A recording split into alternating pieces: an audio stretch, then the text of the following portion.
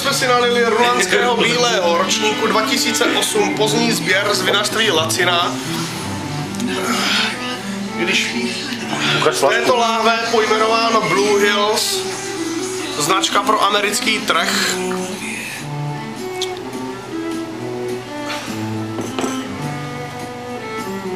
Když se podíváme proti světlu, dvě věci by nás měly napadnout. Absolutní čistota a čirost. Nádherná žluto-zelenkavá barva. Čistota, čirost. To je, co se týká vzhledu. Co se týká aromatu, intenzivní, krásné, čisté aroma.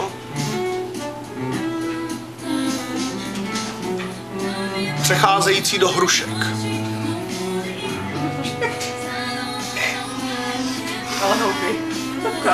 Přejdeme na chuť.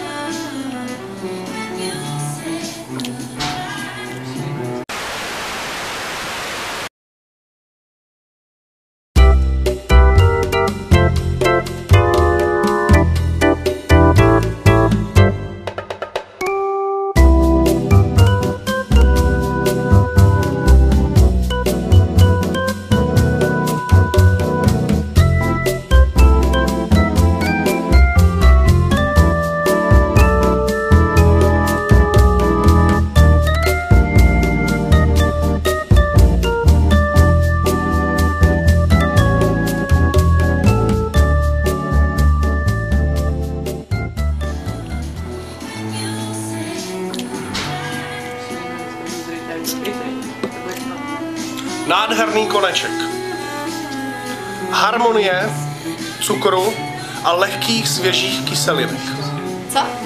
Celkově bych víno hodnotil jako lehké, svěží, ovocné, s nádhernou harmonie cukru a jemné kyselinky, která doprovádí cukírek vzadu.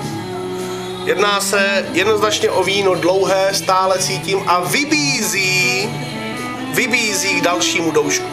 Vřele doporučujeme všem zákazníkům jakékoliv vína značky Blue Hills.